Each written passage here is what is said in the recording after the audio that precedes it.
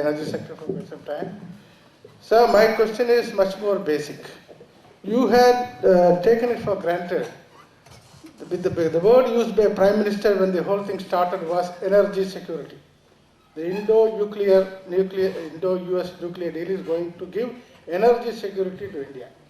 You had also presumed that it's going to give energy security. So we are now stuck with some technical points which should be resolved. That was the theme of your speech. Now, I want to ask you one thing, that by your own admission you said, out of 300 gigawatts, nuclear power in 2050 is going to have a share of 30 gigawatts. That works out about 22%. Provided it is 100% PLF, plant load factor. But I think the way nuclear nuclear plants are working, I really do not know whether you'll be able to get more than 50% plant load factor on a consistent basis. My question number one is, can this give energy security in the way it is being perceived? Second, can a country ever have energy security based on imported reactors and imported uranium fuel on a permanent basis? Security basically means it must be indigenous, it must come from within the country. If you are perpetually depending upon a foreign power to give you, can it ever give you, from the quantum wise and also quality wise, energy security? Thank you. Well, first of all, on the question of the plant load factor, in the very early days of our operation, we were having low plant load factors, 50–60%. But we now have been having, for many years, our reactors are running at 90% plus. As a matter of fact, the only problems we are facing in the last year are that some of our reactors have had to back down because of uranium supply constraints. And globally also, what used to be some 60% has gone up to 85–90%. So the question of capacity factor is not anymore an issue. It's now well established that if nuclear power stations are designed properly, built properly and operated well with good operating personnel, which is fortunately our big advantage, because India has got some of the best and largest number of people who operate our nuclear installations very effectively. We get very good capacity factors. Now, with regard to energy security, you have hit the nail on the head. The reason why we want to go as quickly as possible to thorium as an important component of our energy mix is because India has got the second largest thorium reserve in the world, next to Brazil. And we have the total amount of energy contained in thorium, as we now know, is some 10 times the total amount of energy contained in all our coal resources. 10 times, more than 10 times. Now, what happens thereafter is also a good question. And we all think, that is in the scientific community, that say somewhere past 2050, there will be two primary inputs to the energy economy of the world. One is improved methods of solar energy harvesting. Currently, of course, we have photovoltaic cells. They give 10–12% efficiency, high investment costs and all that. But one hopes that new technologies will come and that will improve. Secondly, fusion energy is considered to be the next important development. Now, the fusion energy is the kind of energy that we have in the sun, where the light nuclei join together to form a heavy nuclei, and in the process liberate energy. Basically what happens is that tritium, which is another form of hydrogen. Hydrogen has got three isotopic forms: hydrogen, deuterium, and then tritium. Tritium combining with other light nuclei will generate energy. Now, there is an international experiment, what's called as the International Thermonuclear Experimental Reactor, which is now going to be built in France, in a place called Cadarache. Now, this design program started sometime in the early 90s. Initially, there were 4 partners: the US, the then Soviet Union, Japan, and the European Union. Of course, the design activity went on for about 10 years, and about a year or 2 ago, they firmed up a project. It's likely to cost something like 25,000 crores over the next 5–6 years. location has been found in France. And about 2 years ago, the group, the original sponsors, inducted China and Korea as 2 members. And last year they gave an invitation to India. So India is also has signed, and is now a member, a founder member of this group. And we have taken a commitment of something like 2,500 crores in the next 10 years through equipment, expertise, people and all that. So we hope that the first experimental reactor of that kind may go into operation, say, by about 2020. But we think that by about 2040, 2050, commercial scale operations of that kind may become possible. So eventually, when that happens, the heavy hydrogen available in water will be a route through which we can go into thermonuclear energy. So you're absolutely right. That is why we do not want, you see, some of the Americans are thinking that let us, through this route, get these Indians hooked on to uranium use. Uranium is not available in large amounts in the world as a whole.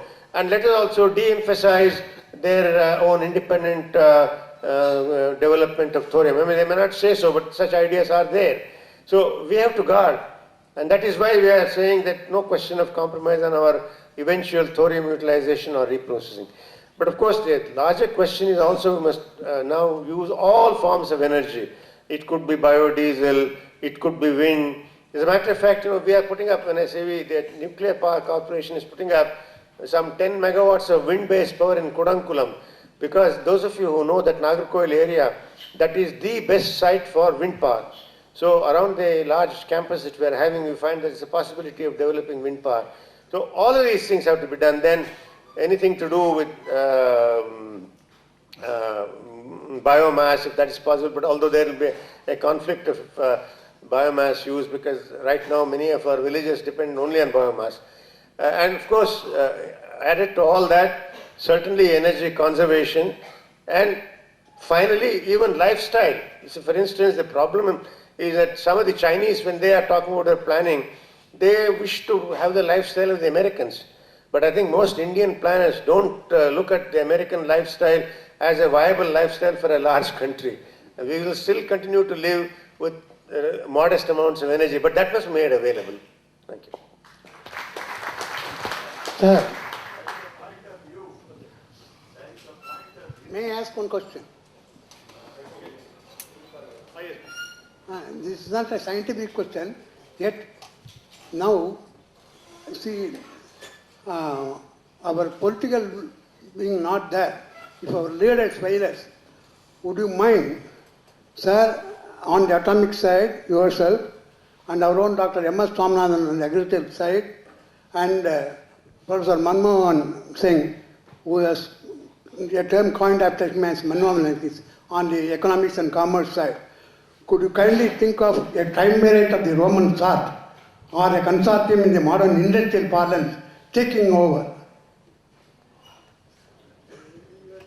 You're talking of a new form of running the government.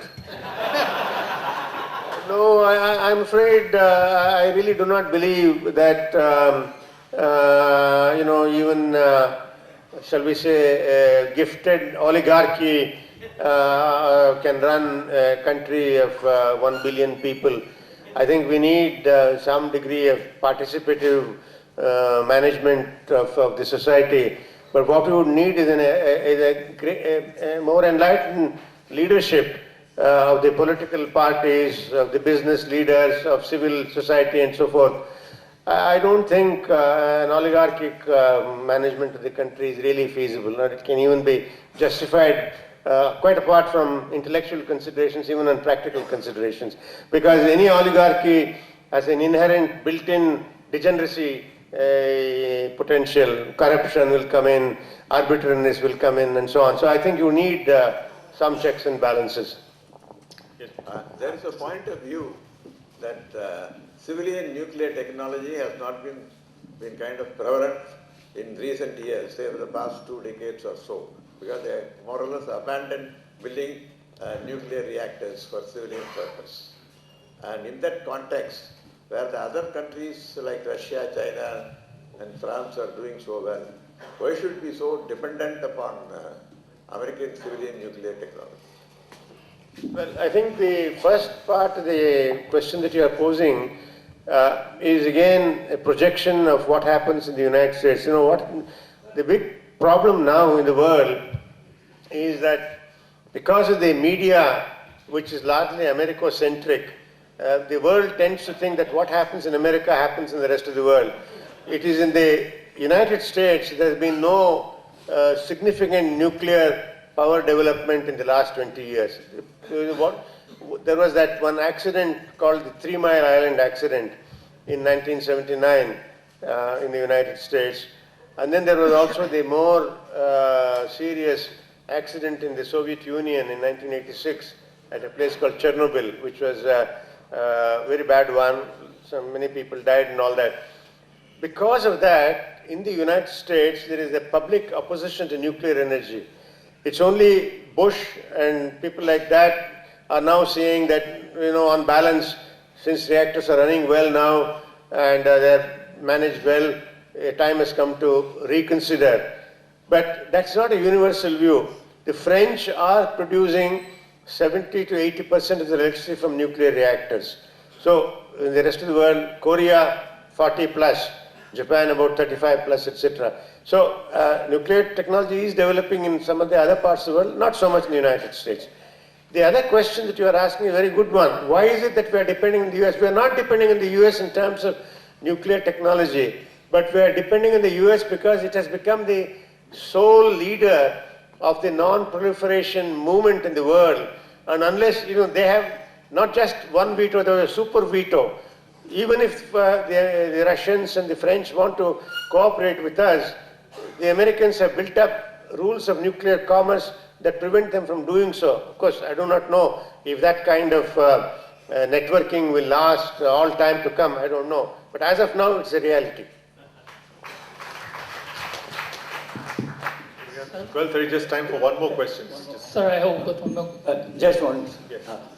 With all such great nuclear power in America, but America itself became helpless so far the World Trade disaster is concerned. Could you tell something about it? Yeah. You're talking about the Gulf problems. Huh? Right. The political problems. But they were, No, I didn't get your question. They were defenseless. Can you repeat the question, please? With all such great nuclear power America is possessing, but they themselves were helpless so far the World Trade disaster. World Trade? World Trade, Oh, yeah. I see. Well, you know, the point is that you have to remember that protection against terrorists, against people who are antisocial elements, is a pretty complex subject. I think just like knowledge is enlarging all the time, the knowledge available to terrorists also is enlarging all the time.